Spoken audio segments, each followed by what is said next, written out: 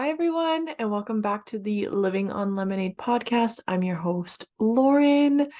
It's nice to be recording an episode again after a few weeks. The last, 3 weeks, I scheduled episodes to be the master classes that live inside the Living on Lemonade Facebook group. And that just helped me to kind of create a little bit of space this month with how busy work has been. So it's kind of one of those things where I took the pressure off of myself to make time to show up and record, and just thought, how can I work smarter, not harder?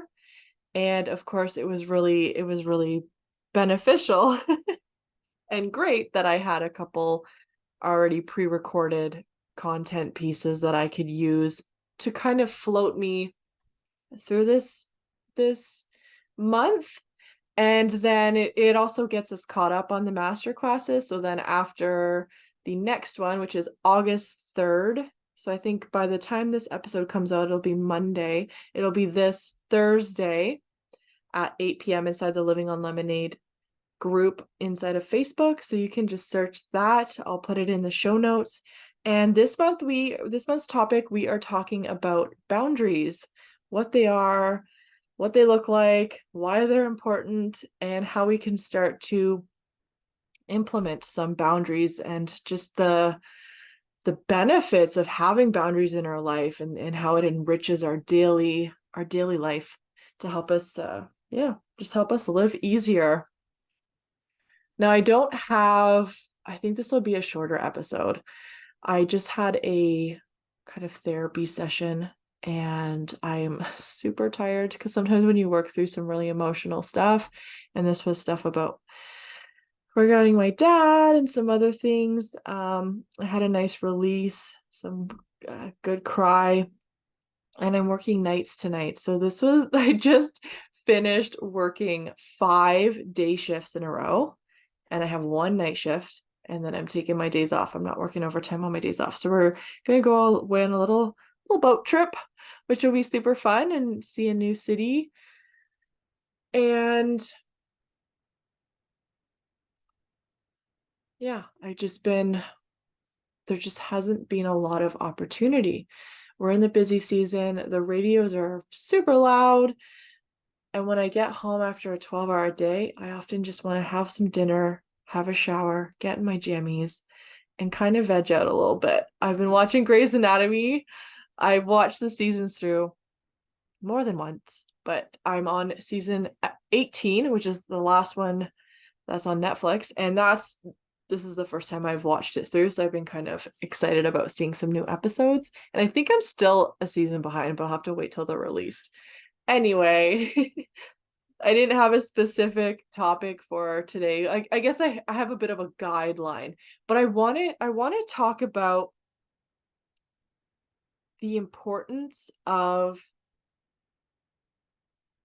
the activities, and I'm trying to think of the right word that I want to use. So just give me a moment. The other thing about this time of year is, even with all the things that I have in place, the tools, I guess you could say is the word, I still get some brain fog. And compound that with the grief stuff that I'm working through in therapy, and it's just like, yeah, sometimes the words just escape me, and I just need a moment. So I'm going to give myself that moment when I need to reach for that word I'm looking for. Yeah, so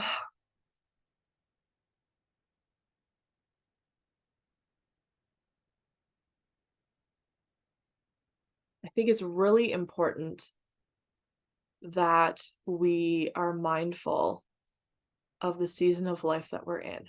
And if we know that it's one that's busy and there's just a lot of stuff going on, it's really interesting how the self-care things that we do, we know the benefit of them, yet when we get into those busy spaces, those chaotic seasons of our lives, they're often the first things that get put on the back burner.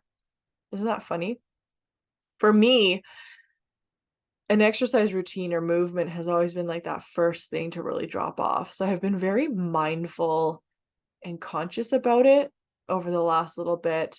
And for example, I was supposed to play volleyball last night, but we had more severe thunderstorm warnings and stuff. So our volleyball ended up being canceled. And so I didn't get my movement. I came home, excuse me, I'm getting time ready for my nap, right? Before going on night shift.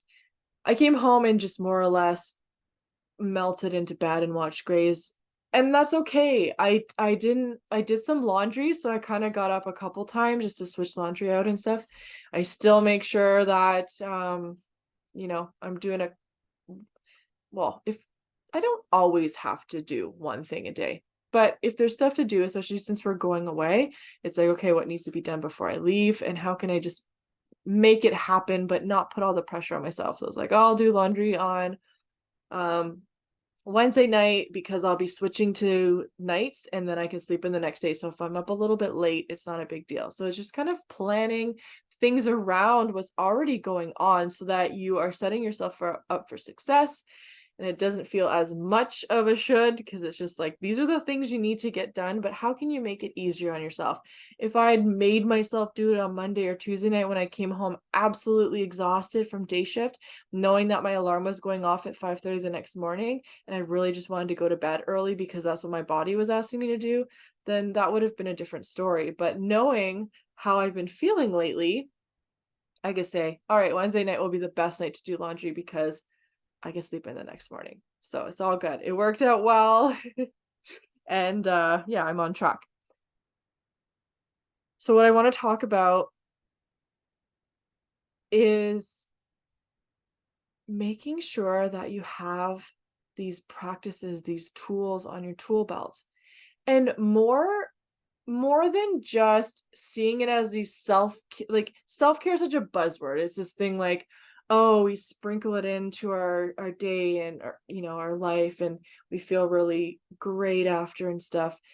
The way that I'm looking at it now, which I think will be helpful for more than just myself, because it changes the mindset around it and the how very important it is, like the priority of it, it makes it an increased priority, is to look at it this way. So we look at showering every day, that's when we're in a good place. Generally have a shower or bath every day. That's part of our hygiene, right? Our physical hygiene. But what are we doing for our mental, emotional, spiritual well-being? If we can look at self-care as emotional hygiene, mental hygiene, spiritual hygiene on top of physical hygiene, it just gives it a little bit more weight, right? And then we think of like, okay, well, what have I done for my mental health today? What have I done for my emotional health today? And we can kind of explore that a little bit with a little bit more priority. So for me, I have a million different tools that I use. And the other thing about self-care is, it's not about like making an appointment to go get a massage and having to make time for it. There's a million small things that we can do in our day that is so helpful. And it's all the little things. I always say the little things really are the big things. And when we have a bunch of these little things that really they just play into our day, we don't have to like schedule it out necessarily. Those things are great too. I love scheduling a massage, especially when I've just come off night shift. I find that very therapeutic, but I'm not doing it every week, that's for sure, right? So it's all these little things that I know are sustainable, and they're not going to feel like shoulds, because when they feel like shoulds, we resist them. These things look like, for me, I felt a pull to go for a walk. So when I finally peeled myself out of bed this morning, put on my socks and my runners, and I headed out for a walk.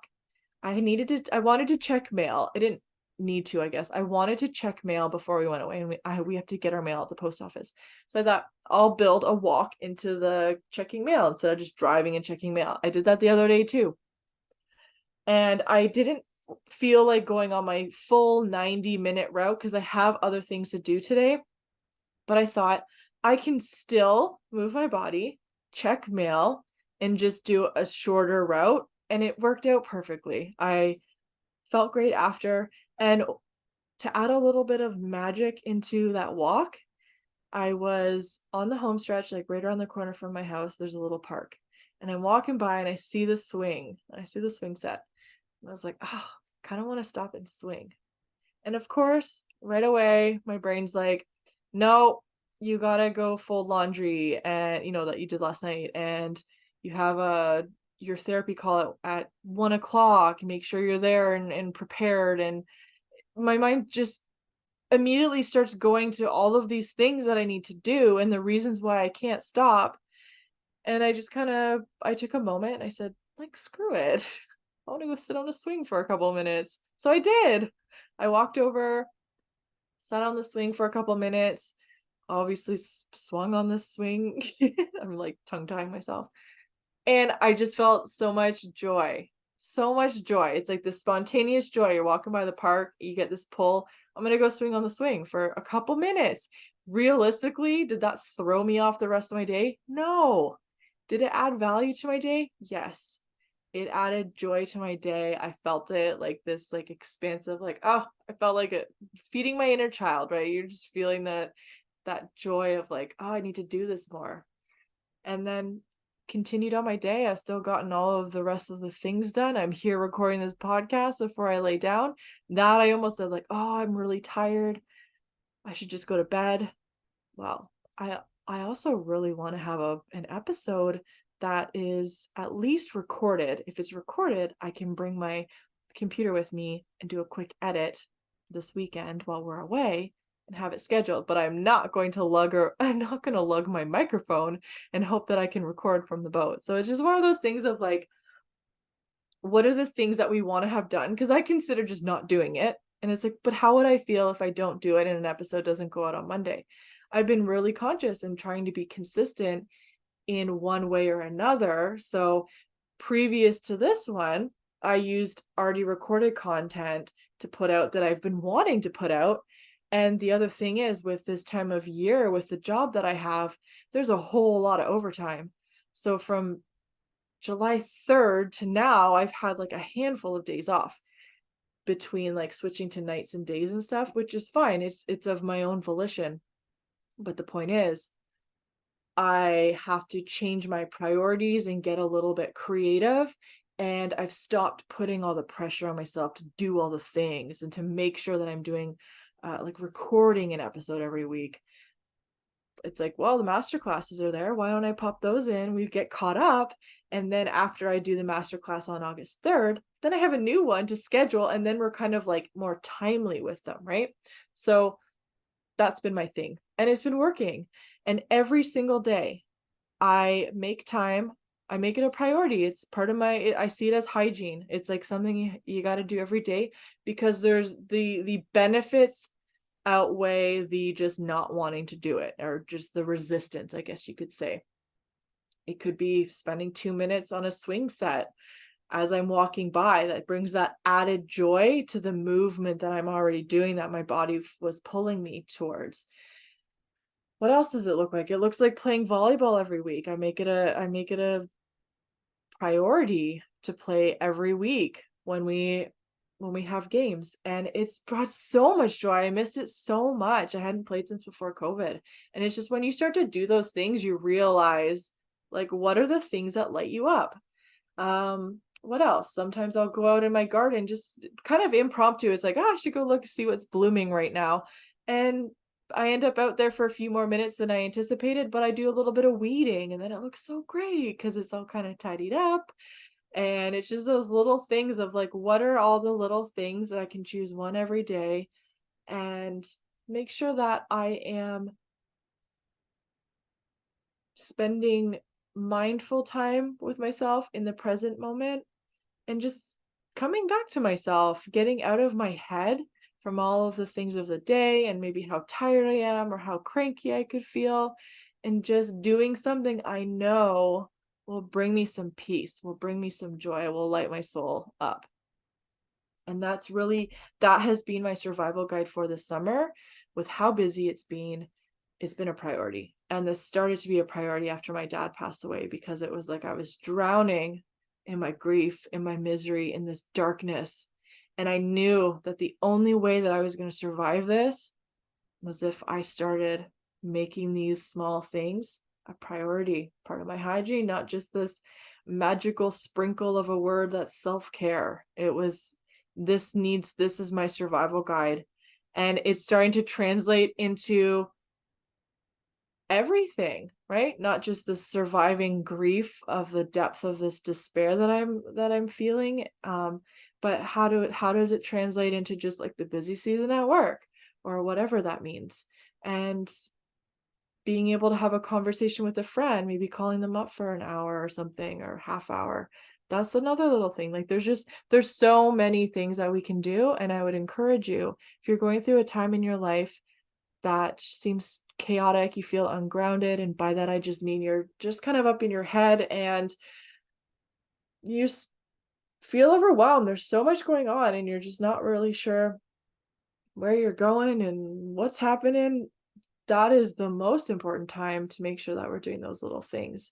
So I would encourage you to find some time, make some time. If you got to write it out first so that you can kind of establish that list, then the more that whatever practice you need to do to kind of establish that, that will help it to kind of integrate, and then it just becomes part of your normal day. That's how it is for me, right? I don't like plan it out for the week, like this day I'm going to do this day I'm doing this. It's just I know what my things are, and I kind of like, it's like, ooh, that feels good to do right now.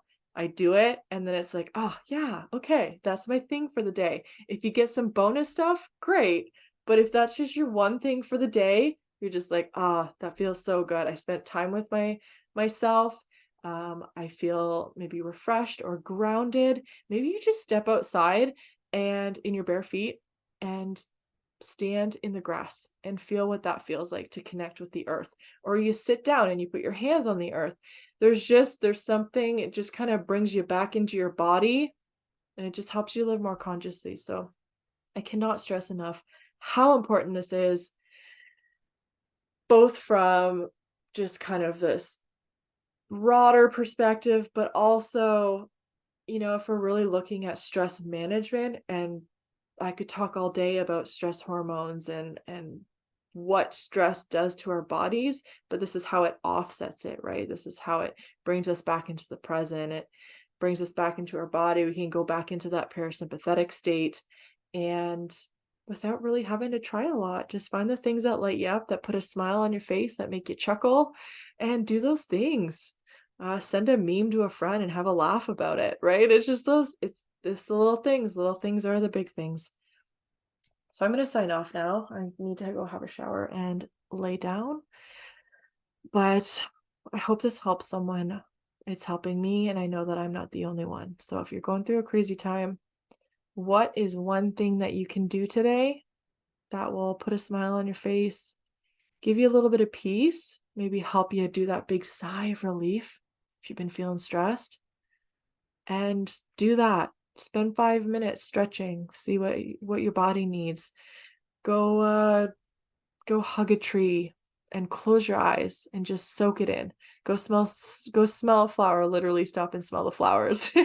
When I was on my walk today, there was a bee. I saw a bee on the sidewalk and I stopped and I crouched down and I was like, "What are you doing?" He was just kind of she was just kind of walking around and trying to fly.